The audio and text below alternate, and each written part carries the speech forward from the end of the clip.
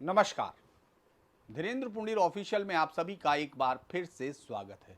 खबरों में खबर के इस अंक में सबसे पहले इजराइल और ईरान के बीच युद्ध अब किस स्थिति में है, क्योंकि जिस तरह से अमेरिका अब इसमें डायरेक्ट इन्वॉल्व होता हुआ दिख रहा है, लग रहा है कि युद्ध अब अपने अंतिम चरण की ओर बढ़ रहा है। और आखिर इस युद्ध का जो ये अंजाम होना है, क्या ये मध्य पूर्व की राजनीति और उसके तमाम जो मैप्स हैं आज के इस वक्त के जो राजनीतिक नक्शे हैं उन सब में बदलाव ले आएगा। क्योंकि आपको याद होगा आज से 10-12 साल पहले इराक वॉर यानी WMD weapon of mass destruction के नाम पर जिस तरह अमेरिका ने इस क्षेत्र में सीधे तौर पर लड़ाई में हिस्सा लिया था, उसने पूरी राजनीति बदल दी थी। आज भी इराक के क्या हाल हैं उस पर भी हम लोग बात करेंगे। क्यों लोग सद्दाम हुसैन को याद कर रहे हैं उस पर बात करेंगे, और क्यों ख़ामेनी कह रहा है कि वॉर इज़ बिगिन। तो ये सब चीज़ें हम लोग पूरी डिटेल से डिस्कस करेंगे। लेकिन उससे पहले मैं आपको बता दूं कि हम किस किस खबर पर बातचीत करने की इसमें हैं। इसके बाद ममता है कि मानती नहीं, संविधान है या कोई भी कानून है, उस सब को बार बार चुनौती देती हुई दिखती हैं। सिर्फ मुस्लिम वोटों के लिए वो उस हद तक बढ़ रही हैं जब लगता है कि केंद्रीय ढांचे को भी सवालों के घेरे में आना है। यानी 17 जून को कोलकाता हाई कोर्ट ने फिर वो उनकी जो 140 जो नई जातियां OBC लिस्ट अधिसूचना थी उसको भी जो है स्टे कर दिया, रोक लगा दी, और बाकायदा बहुत स्ट्रॉन्ग वर्ड के साथ रोक लगाई है। आखिर ऐसा क्यों है? ममता बनर्जी मुस्लिम जो समुदाय हैं उनके बहुत ज़्यादा से ज़्यादा, यहाँ तक कि 97% को अगर एक मोटा मोटी अनुमान के तौर पर, ये बहुत फिगरली एकदम एग्जैक्ट नहीं है, लेकिन उसके इर्द गिर्द ये माना जा रहा है कि वो उनको शामिल कराना चाहती है। यानी जो पिछड़ों के नाम पर एक जो आरक्षण है जिसका कंसेप्ट तैयार किया गया था, ताकि जो समाज है, भारत का समाज है, खासतौर से हिंदू समाज जिसमें जातियों के आधार पर कुछ जातियां पीछे रह गई थी सामाजिक विकास के दौर में, उनको बराबर लाया जा सके। इस पर भी बहुत लंबी बहस और काफ़ी अनरेस्ट के बाद ये सब शुरू हुआ था। लेकिन ममता बनर्जी इस पूरे खोल को इस्तेमाल करना चाहती हैं एक धर्म को सैचुरेट करने के लिए, तुष्टीकरण करने के लिए, ताकि उसके सहारे वोट हासिल कर सके।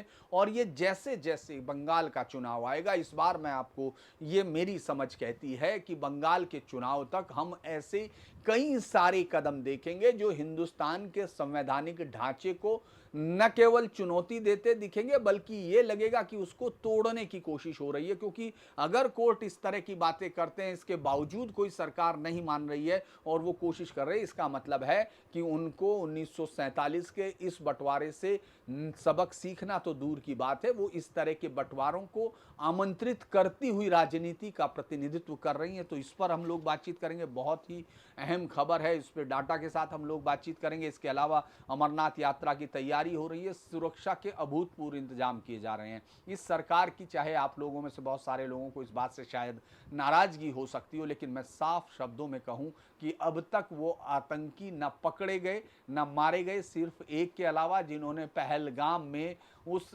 घटना को अंजाम दिया था जिसने दो राष्ट्रों को एक दूसरे के एकदम विनाश के युद्ध के करीब ला दिया था। यानी भारत ने जिस तरह से पूरा पाकिस्तान के एयरफील्ड को तबाह किया, जिस तरह से उन पर अटैक किए, और बदले में उन्होंने भी भारत पर करने की कोशिश की। लेकिन वो जो आतंकी हैं जिनकी उंगलियां उन हथियारों पर थी, जिन्होंने 26 पर्यटकों को मारा था, माफ़ कीजिएगा, उसमें एक वहाँ का स्थानीय नागरिक जो टूरिस्ट गाइड था या वहाँ जो घोड़ा वाला था उसको भी मारा था। तो लिहाजा वो अभी तक भारतीय सुरक्षा एजेंसियों की पकड़ से दूर है।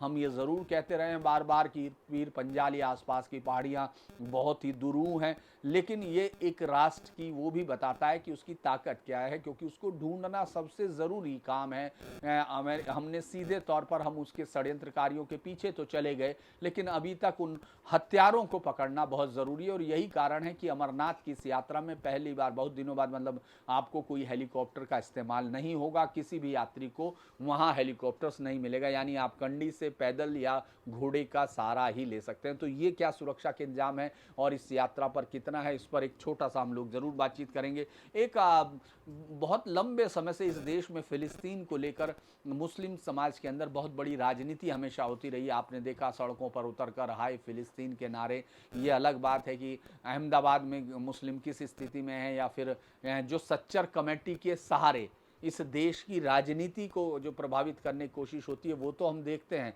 लेकिन जो फिलिस्तीन या गाजा के नाम पर जिस तरह की चंदा उगाही और वसूली की बातें आपको अलग अलग, आपने देखा होगा सीलमपुर का वो वीडियो भी आपके सामने गुजरा होगा, जिसमें महिलाएं और कुछ युवा जो हैं फिलिस्तीन के नाम पर चंदा इकट्ठा कर रहे थे। जब एक मुस्लिम दुकानदार ने जो वहां ठेली लगाता था उसने नहीं दिया तो किस तरह उसके साथ बदतमीजी की गई, किस तरह उसको ठेला न लगाने की धमकियां दी गई। लेकिन ये सिर्फ एक दो वीडियो नहीं, ये काफ़ी बड़े लेवल पर हो सकता है ऐसी सूचनाएं हैं। और अब एक इस खबर ने कि गाजा में मदद पहुंचाने के कारण जामा मस्जिद के इमाम पर एक मुकदमा हुआ है, क्योंकि वो जिस तरह से टेरराइज करने की कोशिश कर रहा था। जो मुकदमे की जो FIR जिसने कराई है, उसने जो शिकायत दी है, उसने ये बताया कि किस तरह से जो नहीं दे रहे थे उसको धार्मिक तौर पर प्रताड़ित किया जा रहा था, उस पर कोशिश की जा रही थी फतवा उसके खिलाफ दिया जाए, उस पर बातचीत करेंगे। इसके अलावा सिंधु चिनाब के पानी को जो है अब जिस तरह से बातचीत हुई थी कि इंडस रिव्यू एवेंस में डाल दी भारत सरकार ने,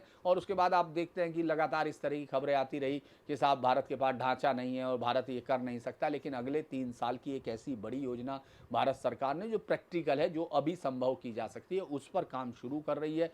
वो एक बड़ी चीज़ होगी, यानी पानी को रोका जाएगा और उस पानी से राजस्थान की प्यास बुझाई जाएगी। पंजाब हरियाणा तक वो पानी होते हुए वहाँ से राजस्थान तक जाएगा। ये बड़ा एक दिलचस्प है। कमल हसन की फिल्म पर सुप्रीम कोर्ट की कल की अगर हम लोग टिप्पणी देखते हैं तो मुझे लगता है कि एक बेहतर वो है। भले ही हम लोग कई बार वैचारिक तौर पर अलग होते हैं, लेकिन कमल हसन की बात की वैचारिकता को अगर हम लोग उससे नाराज़गी जाहिर कर सकते हैं, लेकिन कोर्ट ने साफ कहा कि आप भाषाई जो है उसके दम पर आप इस तरह से सड़कों को होल्ड अप नहीं कर सकते उन ग्रुप्स के सहारे, जो इस तरह के दंगाई ग्रुप तो नहीं शब्द है, लेकिन जो इस तरह के जो बाहर निकल कर जो रोडों पर कब्जा करके और दबाव बनाते हैं उन पर। क्योंकि आपने देखा होगा कन्नड़ भाषा को लेकर एक जो टिप्पणी की थी कमल हसन ने, उस पर उनकी फिल्मों को लगने नहीं दिया गया था टग लाइफ। तो मुझे लगता है कि ये एक बड़ी बात है, और इस पर सुप्रीम कोर्ट ने जो कहा वो इस देश के आने वाले फ्यूचर के वक्त पर भी है। जैसे मैं ममता बनर्जी के मसले में भी कह रहा था कि इस देश को इस पर बहुत जल्दी फैसला लेना होगा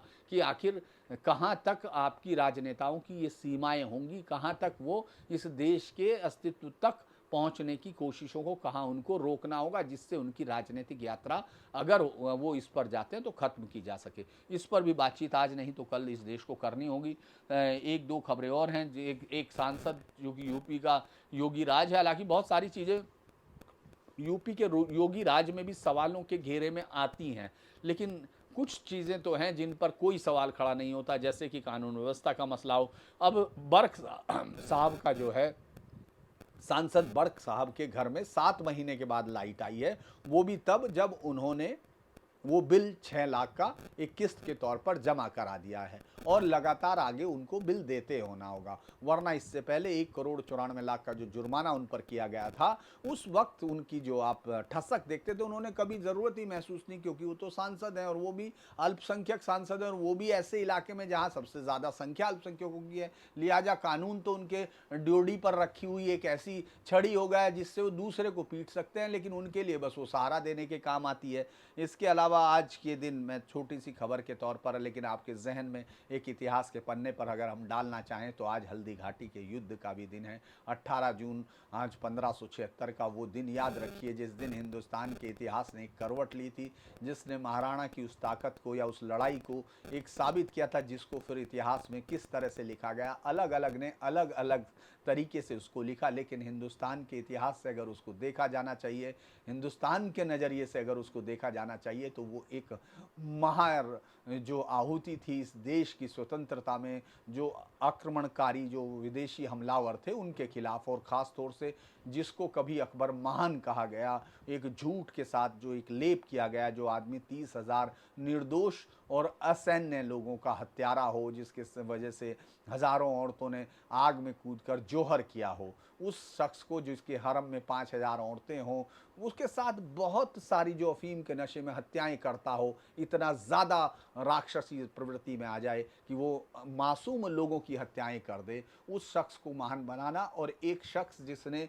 उस समय ये फैसला किया कि हाँ, हम लोगों को, विदेशी हमलावरों को अपनी ज़मीन नहीं देनी है। ये भले ही आपके साथ वामपंथी एक आइडिया आपके जहन में घुसाया गया हो कि साहब वो अपने राज्य की है, लेकिन उस वक्त अपना राज्य ही उस भूमि की तरफ वो करता था कि हाँ, हम हमलावरों के उन जो मंदिर तोड़ना, औरतों को गुलाम बनाकर उनके साथ सेक्स करना और उनको सेक्स स्लेव बनाकर दुनिया के अलग अलग हिस्सों में इस्लामिक मुल्कों में बेचना, इस सब के खिलाफ खड़ा होना बहुत बड़ी ताकत की बात होती थी। तो आज आपको याद करना चाहिए, ये वही गर्व का दिन है। तो इस पर मुझे लगता है कम से कम एक बार उस महाराणा को ज़रूर आप याद कीजिए। लेकिन हम शुरुआत करते हैं कि ईरान और इजराइल की आज की जो सुबह की घटनाएं हैं, 7 जून को अगर हम लोग उसको अपडेट के तौर पर देखना चाहें तो ईरान ने सुबह तक तीन नई बैरिस्ट मिसाइल जो हैं भेजी। ईरान ने जो सुबह जो है अलग अलग जगह पर उसने कोशिश की केंद्रीय, उत्तरी और दक्षिणी इलाकों को टारगेट करने की, ये इसराइल के इलाकों पर, जिसमें से कुछ जो उसके जो ये तमाम मिसाइलें थी ये आयरन डोम से टकरा कर ख़त्म हो गई, कुछ इलाकों में गिर के फटे हैं। उस पर एक बड़ा नुकसान तो नहीं हुआ, लेकिन जो सबसे पहले इस अपडेट में खबर की तरफ इशारा है वो ये है कि ईरान की ताकत अब कम हो रही है। जो पहले दिन आपने देखा होगा 100 से 150 अलग अलग फिर ड्रोन का जो एक अटैक है वो लगातार आप देखेंगे जिस दिन से ये युद्ध शुरू होता है 13 तारीख से, तब से आज तक रोज की संख्या जो जितनी बड़ी वो अटैक कर रहा था अब वो नहीं हुआ है, वो कम हो गया है। वो अब बस मुश्किल से दर्जनों तक उसकी क्षमता है। और यही बात की जा रही थी कि शुरुआती लड़ाई के बाद उसके पास इतनी ताकत नहीं बचेगी कि वो इजराइल का विरोध लंबे समय तक कर सके। इसके अलावा ये तो कहा जा रहा है 400, लेकिन ये कम है, पहले की तरह में कम है। अब अक्सर लोग कहते हैं कि वो सफल रहती है, लेकिन कुछ हिस्सों में मिसाइल हमले में कामयाब रहा, लेकिन उसका अब बहुत ज़्यादा अर्थ नहीं दिखाया जा रहा है। मुझे नहीं लगता कि उससे जो है बहुत ज़्यादा अब कोई डर का माहौल इजराइल में होगा, क्योंकि इजराइल ये मानता था कि अब ये युद्ध जो है आगे की तरफ बढ़ेगा तो उनकी तरफ होगा। अब अगर हम लोग इजराइल की बात करें तो इजराइल की सैटेलाइट इमेज और आईडीएफ के बयानों को अगर गौर करते हैं तो आज सुबह की जो अपडेट है, इजराइल के कई रडार सिस्टम, एसएसएम मिसाइल यानी सतह से सतह पर surface to surface missile launcher, सतह से हवा सरफेस टू एयर मिसाइल, बैटरियों और ख़ास तौर पर नातांज की जो परमाणु जो केंद्र है वो जो है, और खज्जर का जो मिसाइल साइट है जो यानी जहां से मिसाइलें छोड़ी जा रही थी, और तेहरान के आईआरजीसी मुख्यालय पर बाकायदा टारगेटेड हमले किए। ये सुबह की अपडेट है और ये काफ़ी ज़बरदस्त तरीके से हमले हुए हैं। आईडीएफ का दावा है कि अब तक उन्होंने इजराइल ने 200 से ज़्यादा मिसाइल लॉन्चर, 300 से ज़्यादा एसएसएम यानी सरफेस टू सरफेस मिसाइल और ड्रोन स्टोरेज और 35 से 45% तक उसके ईरानी मिसाइली स्टॉक को ख़त्म कर दिया है।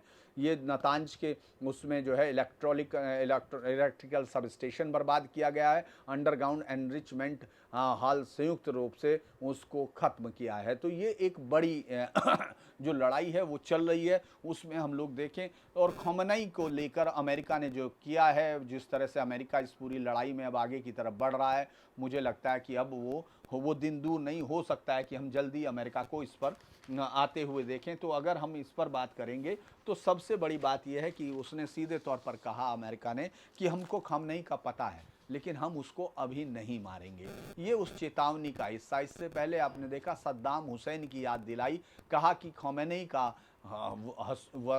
हस्र भी सद्दाम हुसैन की तरह ही होगा। आपको याद होगा सद्दाम हुसैन को आजकल इराक याद कर रहा है। हालांकि जिस तरफ ये युद्ध बढ़ रहा है, मुझे लगता है कि रिजीम चेंज की कोशिश अब इसराइल और अमेरिका की है। वो चाहते हैं कि अब ये रिजीम चेंज हो। 1979 की ईरानी क्रांति के बाद से रिवोल्यूशन, ईरान रिवोल्यूशन जिसको कहा जाता है, जिस तरह से इस पूरे मध्य पूर्व की मुस्लिम राजनीति, जो पूरी दुनिया में जितने भी इस्लामिक मुल्क हैं वहाँ एक बदलाव दिखाई दिया था, अब उस बदलाव की तरफ ईरान बढ़ रहा है। ऐसा लगता है कि जो खमेनी फैमिली है उससे ईरान को अलग करने की कोशिश अब इजराइल और अमेरिका कर रहे हैं। ये जो इशारा है कि हम आपको मार सकते हैं, ये एक चेतावनी आसपास के देशों को भी है कि अब उसकी तरफ से जो बहुत लंबी लड़ाई नहीं लड़ी जा सकती।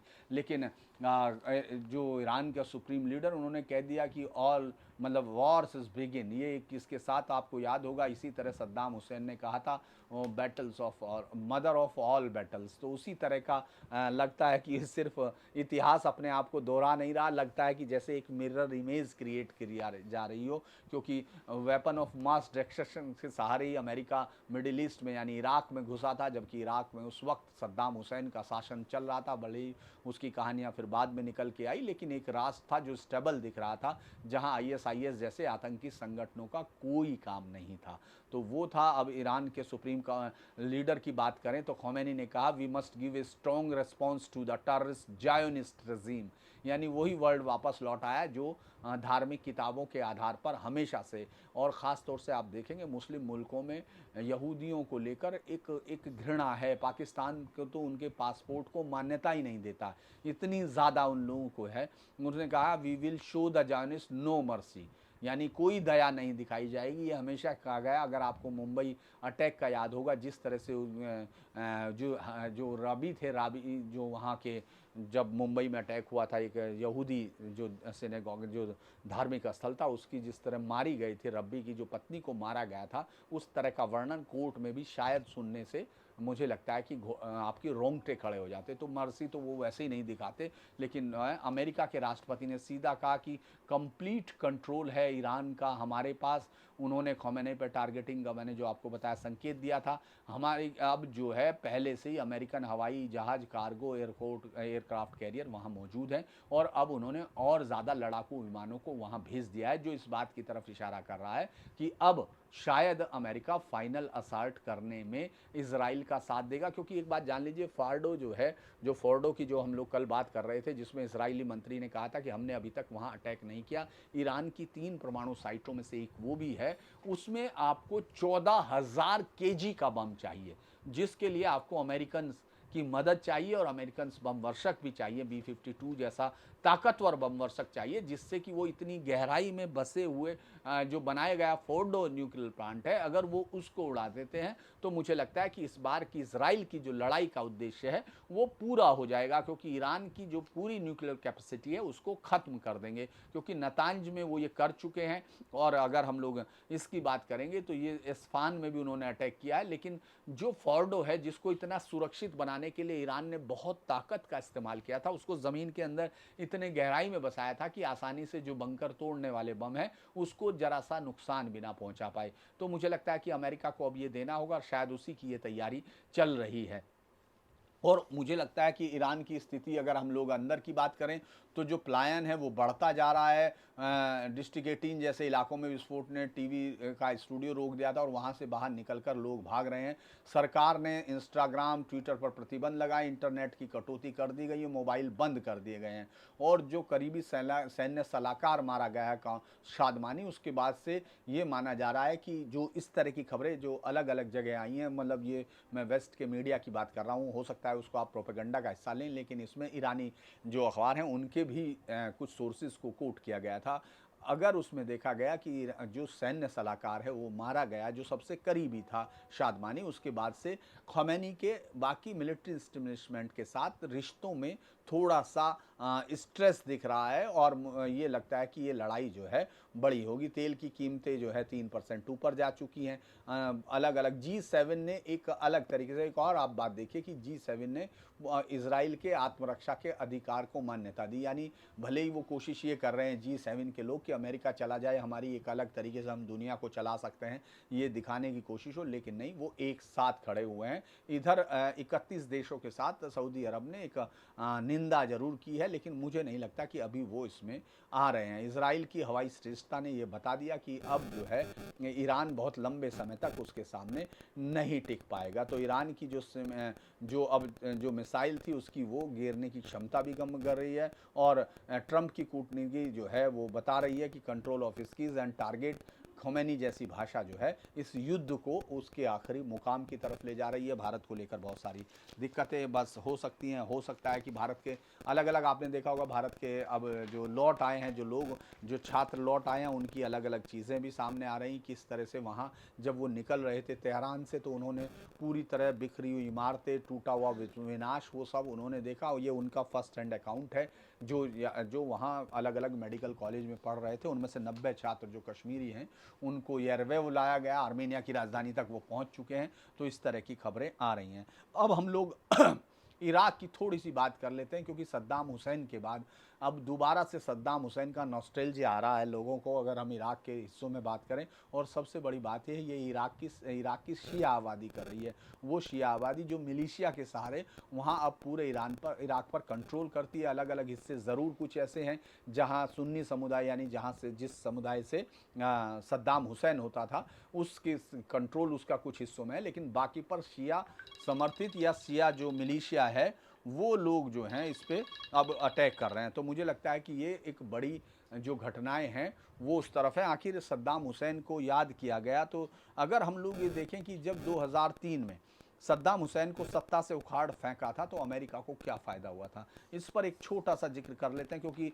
सद्दाम हुसैन का हश्र याद दिलाने का मतलब ये है कि वो ये कह रहे हैं, माफ़ कीजिएगा, मैं आपको बता रहा था कि वहाँ किस तरह से लोग याद कर रहे हैं। क्योंकि बगदाद, बसरा, मोसूल, अरबिल के लोग घबराए हुए हैं, क्योंकि इजरायली विमान अब उन्हें किसी की ज़रूरत नहीं है। वो किसी भी किसी से कोई परमिशन नहीं ले रहे हैं, उनको ऊपर से बाईपास करने की ज़रूरत नहीं, वो सीधे जो है मनचाहा इस्तेमाल कर रहे। किसी भी राष्ट्र का एयरफील्ड उसकी ताकत का प्रतीक होता है। तो इस वक्त पूरे इराक में से जिस तरह इजरायली विमान इराक पर जाकर ईरान पर अटैक कर रहे हैं, वो ये बता रहा है कि इराक जो है पूरी तरह से एक राष्ट्र के तौर पर अब अपनी ताकत खो चुका है। और ख़ास तौर से जब 2003 से गए थे तो ईरान इसराइल पे वाद है, तो अलग अलग सोशल मीडिया पर उसका गुस्सा दिखाई दे रहा है। कोई कह रहा है काश सद्दाम होते, कोई कह रहा है कि ईरान हमारा आसमान हमारा नहीं है, इस तरह के वो हैं। और बहुत सारे लोग, और इसमें शिया भी बहुत ज़्यादा हैं, जो उस वक्त इसके खिलाफ, सद्दाम हुसैन के खिलाफ सबसे ज़्यादा खड़े हो गए थे।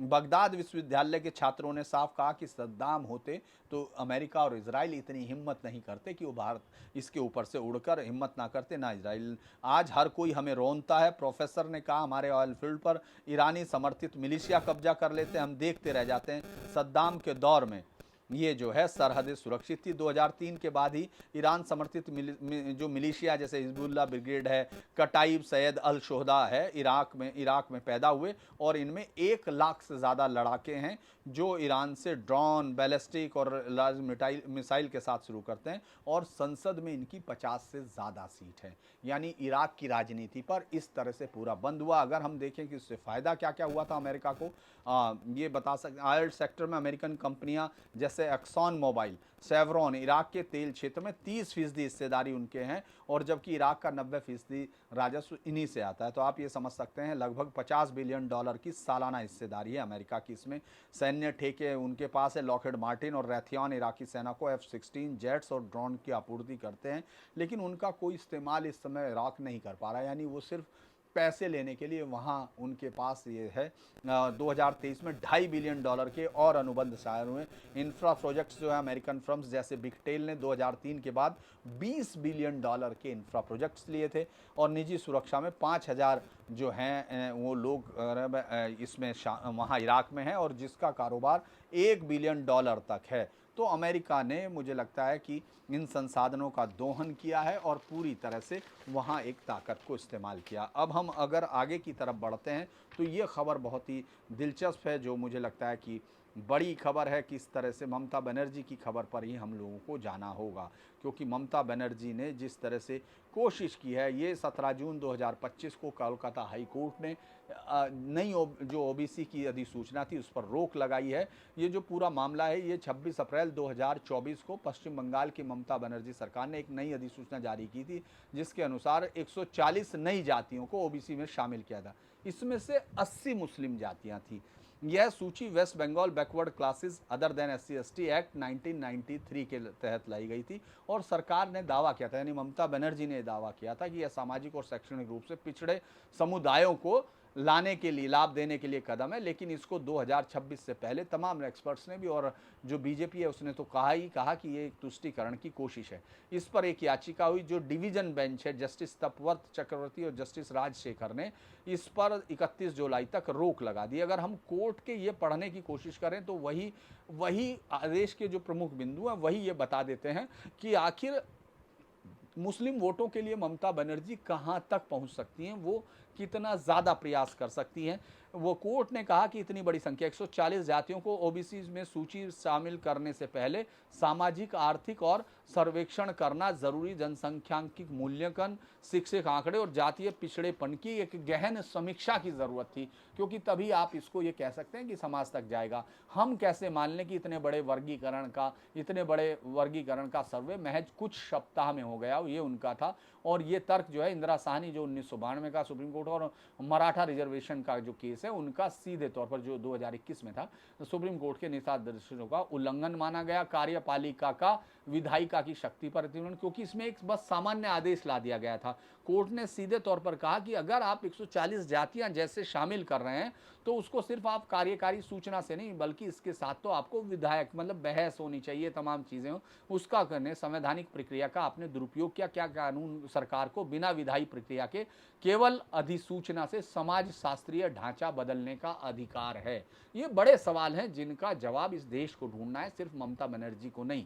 सुप्रीम कोर्ट की अवमानना है। अब उन्होंने साफ कहा कि ये प्रोसीजरल इम्प्योरिटी और संभावित कंटेम्प्ट ऑफ कोर्ट है, क्योंकि इस विषय से संबंधित एक याचिका सुप्रीम कोर्ट में लंबित है। ममता बनर्जी कोशिश कर रही है इससे पहले किसी भी तरह, अब चूंकि अगले कुछ ही महीनों बाद, लगभग 6 महीने बाद चुनाव की अधिसूचना जारी हो जाएगी, 5 से 6 महीने बाद, और मार्च तक ये चुनाव हो जाने हैं, तो मुझे लगता है कि ये सबसे बड़ी कोशिश है। और कोर्ट को सबसे ज्यादा आपत्ति जो लगातार इस देश के लोगों को भी है कि इस पर है कि शामिल की गई जातियों में 80 मुस्लिम जातियां थी जो एक सांप्रदायिक झुकाव दर्शाती हैं, धर्म आधारित आरक्षण के खिलाफ संवैधानिक सिद्धांतों का उल्लंघन है। इस पर जो उन्होंने कोर्ट ने कहा उस शब्द को मैं बोल देता हूं, धर्म के आधार पर पिछड़ेपन का निर्धारण न संविधान स्वीकार करता है न न्यायपालिका। सभी प्रशासनिक जो प्रक्रियाएं, यानी जो ममता बनर्जी इसको फायदा देकर तमाम वोटों में कन्वर्ट करना चाह रही थी मुस्लिम्स का, उसको कोर्ट ने स्पष्ट आदेश दे दिए कि कोई नया ओबीसी प्रमाण पत्र जारी नहीं होगा, पोर्टल पूरी तरह जिस पर रजिस्ट्रेशन होता है जॉब्स के और उसके वो बंद रहेगा, इन जातियों को कोई शैक्षणिक लाभ नहीं मिलेगा।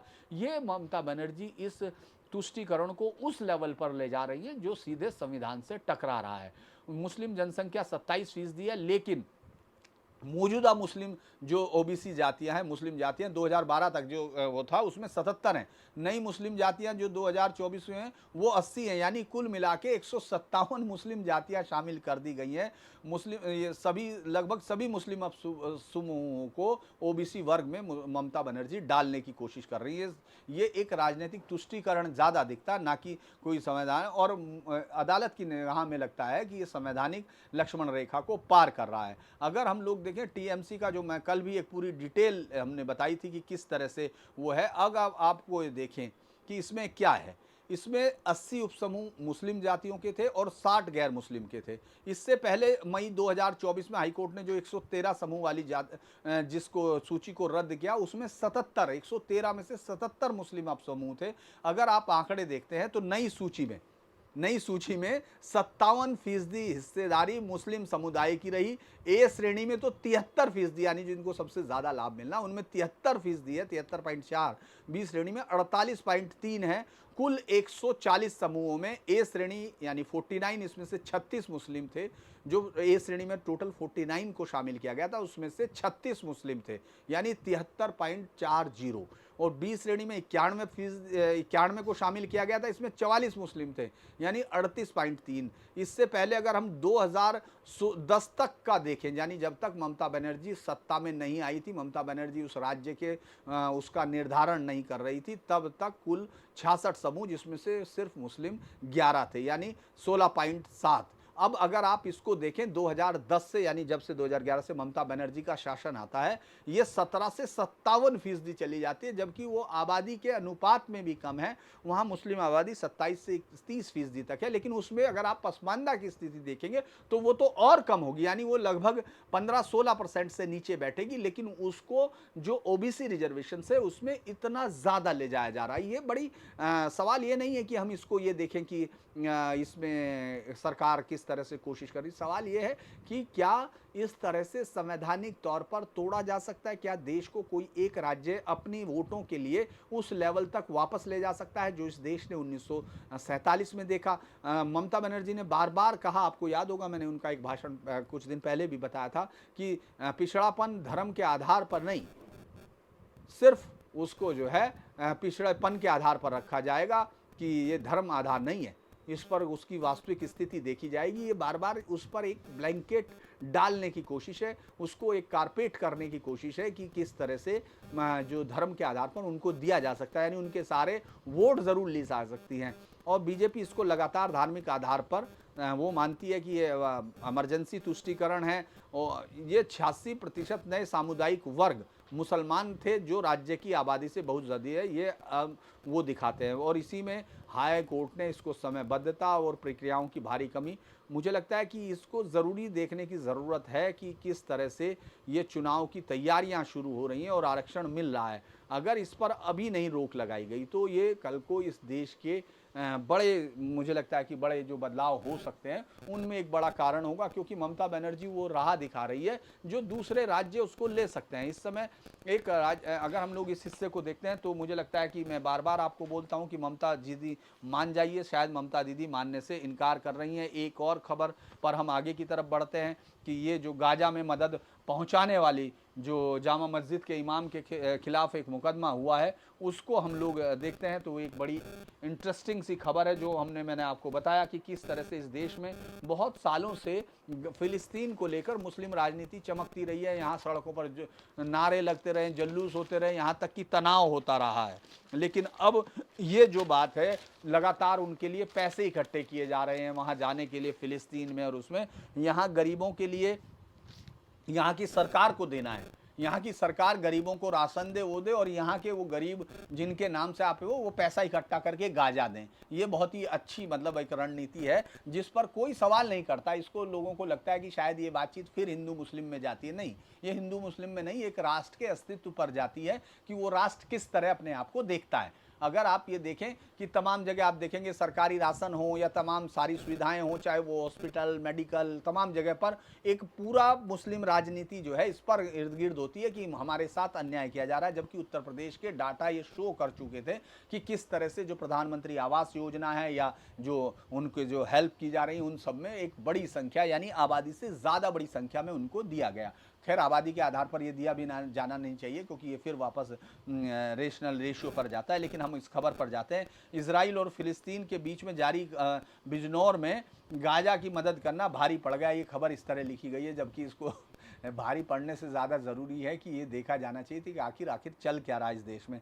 एंड एक वीडियो गाजा का बताया जा रहा था जिसमें पानी के टैंकर पर इमाम की फ़ोटो लगी थी। इमाम ने भी एक एनजीओ के माध्यम से गाजा के युद्ध पीड़ितों को मदद पहुंचाने की बात स्वीकार की। अब इमाम पर आरोप लगाया कि गाजा को लोगों को मदद देने के लिए कस्बे में जबरन वसूली की, रुपये न देने के लिए फतवा जारी कराने की धमकी दी। एक युवक ने आरोपित इमाम व 2 अन्य के खिलाफ मुकदमा दर्ज कराया है। देवबंद का रहने वाला जकी 3 साल से शेरकोट की मस्जिद में इमाम है। पिछले काफ़ी दिनों से एक एनजीओ से जुड़कर फिलिस्तीन के गाजा में युद्ध पीड़ितों की मदद पहुंचा रहा है और स्थानीय लोगों से मानवता के नाम पर आर्थिक मदद। लेकिन सोमवार को इस मामले में जोहर साद ने इमाम जकी व 2 अन्य के खिलाफ जबरन वसूली और धमकी देने का मसला दर्ज किया है। उसने कहा कि जकी व 2 लोग कहते हैं कि पैसा दो, उन्हें फिलिस्तीन में मदद के लिए पैसा भेजना है, और उन्होंने काफ़ी लोगों से वसूली की। उन्होंने कहा उससे भी पैसा मांग रहे। अब उसमें जांच शुरू की, ये देखा जा रहा है कि क्या कहीं इसमें इस सब का इस्तेमाल तो नहीं हो रहा। मैं आपको बार बार बता रहा हूँ कि किस तरह से इस पर अलग अलग जगह से हम लोग इस तरह के वीडियो देख रहे हैं जिसमें वो लोग रेस्टोरेंट्स में किसी में खड़े होकर अचानक नारा लगाने लगते हैं, तमाम चीज़ें। लेकिन अगर आप इस तरह की कोशिश में ज़बरन वसूली कर रहे हैं तो मुझे लगता है कि ये अंदर की तरह पर एक बड़ा खतरा है। और चूंकि मैं लगातार ये कहता हूं कि गाजा, फिलिस्तीन, इन तमाम के नाम पर यहाँ हिंदुस्तान में वो आतंकी संगठन जो हमेशा से हिंदुस्तान की शांति के लिए खतरा होते हैं, उनके लिए ये भीड़ मिलती है। इसीलिए इन सब पर नज़र रखने की हमेशा ज़रूरत होती है। जो इस तरह के अतिवादी उपायों का इस्तेमाल करते हैं उनको कब वो उस फाइन लाइन को पार कर लेंगे उनके बारे में कुछ नहीं कहा जा सकता। मुझे लगता है कि ये एक बड़ी वो है, एक हम लोग कोशिश करेंगे, चूँकि अब ज़्यादा बड़ा हो रहा है तो हम लोग एक कमल हसन की खबर पर मुझे लगता है कि वो बड़ी थोड़ा सा इंटरेस्टिंग खबर मुझे दिखाई दे रही है, तो मैं उस पर ज़रूर बात करना चाहूँगा कि किस तरह से सुप्रीम कोर्ट ने उस पर 1-2 अच्छी टिप्पणी की है जिस पर अब पूरे देश को देखना है। ये सवाल है क्योंकि आज नहीं तो कल इस पर ये सवाल खड़े होंगे कि भाषा के आधार पर क्या अपने राज्य में आप किसी दूसरे की फिल्में, किसी दूसरे के नाटक या किसी दूसरे राज्य की कोई भी सांस्कृतिक एक्टिविटी को आप रोक देंगे। अदालत ने खुद कहा है कि यदि आपको मुकाबला करना है तो भाषा का मुकाबला भाषा से करने दीजिए। उन्होंने जो वर्ड इस्तेमाल किए, मैं उस पर कमल हसन की दो टूक राय की है सुप्रीम कोर्ट की, भीड़ की जोर जबरदस्ती चलने नहीं देंगे, कानून का राज चलेगा। बस कोर्ट से मेरा यही कहना है कि वो सब जगह इस फैसले को बरकरार रखे। माफ़ी मांगने के लिए नहीं कह सकता कोर्ट। सुप्रीम कोर्ट ने कमल हसन की फिल्म ठग लाइव कर्नाटक में रिलीज न होने पर राज्य सरकार को कड़ी फटकार लगाई है। कोर्ट ने कहा भीड़ व नैतिकता के तथाकथित पहरेदारों को सड़कों पर कब्जा करने, हंगामा करने की इजाजत नहीं दे सकते। जस्टिस उज्जवल भुइया और जस्टिस मनमोहन की पीठ ने कहा हम भीड़ की जोर जबरदस्ती नहीं चलने देंगे, कानून का राज होना चाहिए। और केंद्रीय फिल्म प्रमाणन बोर्ड ने प्रमाणित फिल्म यानी जिसको सेंसर ने पास कर दिया वो रिलीज होनी चाहिए। राज्य को फिल्म की स्क्रीनिंग सुनिश्चित करनी चाहिए। आप लोगों के सिर पर बंदूक रखकर ये नहीं कह सकते फिल्म मत देखो। कर्नाटक के वकील से कहा कि किसी ने बयान दिया तो उसका जवाब बयान से दीजिए, किसी ने कुछ लिखा है तो जवाब लिख कर दे सकते हैं। भले ही फिल्म प्रदर्शित होने पर लोग ना देखें, लेकिन उन्हें इस डर में नहीं रख सकते कि सिनेमा घर जला दिए जाएंगे। और फिल्म मुझे लगता है प्रदर्शित न होने वाली चुनौती देने वाले वकील ने कहा धमकी देने वालों के खिलाफ पुलिस शिकायत दर्ज नहीं कर रही है। इस पर कोर्ट ने कहा हम ऐसा आदेश नहीं दे रहे हैं कि लोग फिल्म देखें, लेकिन फिल्म रिलीज होनी चाहिए। इस पर कोर्ट ने कर्नाटक सरकार से जवाब मांगा जो आज उसको फाइल भी करना है। मुझे लगता है कि ये बड़ी चीज़ इसलिए भी है, आपको याद होगा जब 1987-88 में कश्मीर में जब वहाँ के सिनेमा घरों में बम फेंककर और वो आतंकी गतिविधियाँ करके बंद कराए गए थे, तब भी मुझे लगता है कि कोर्ट्स को इस तरह के फैसले लेने चाहिए थे। उनको देखना चाहिए था कि आखिर इस तरह के फैसले क्या होते हैं जब देश में एक तरफा हो। अब हम लोग अगर आगे की तरफ चलें तो मैं कुछ ही खबर बची है तो ये बर्क वाली खबर आपको ज़रा अच्छी लगेगी। कैसे सांसद के घर में जो है एक बिजली जब जल रही थी, जब तक सरकार ने उस पर एक्शन नहीं लिया, और जब लिया तो 7 महीने हो गए उस घर में लाइट आए हुए। तो वो घर जनरेटर, ऐसा नहीं है कि अंधेरा होगा क्योंकि जनरेटर है भाई, पैसा होगा, तमाम चीज़ें होंगी। लेकिन खबर यही है कि सपा सांसद जियाउर रहमान बर्क के दीपा सराय स्थित आवास में जो है बिजली 7 महीने बाद बिजली विभाग ने बिजली आपूर्ति बहाल की है और अब सांसद को नियमित बिजली बिल देना होगा। ये जो है उन्होंने 6 लाख, कोर्ट के आदेश पर बिजली विभाग में 6 लाख रुपए जमा करा दिए हैं। अब कोर्ट में 2 जुलाई को सुनवाई होगी, जो कि 1,91,00,000 रुपए का जो जुर्माना उस पर ठोका गया था, जिस तरह की बिजली उसके घर में इस्तेमाल हो रही थी उसके हिसाब से, और कोई कनेक्शन नहीं। आप ये सोचिए किस तरह से इस देश में कानून का राज चलता है, वो भी कानून के बनाने वालों की तरफ। जब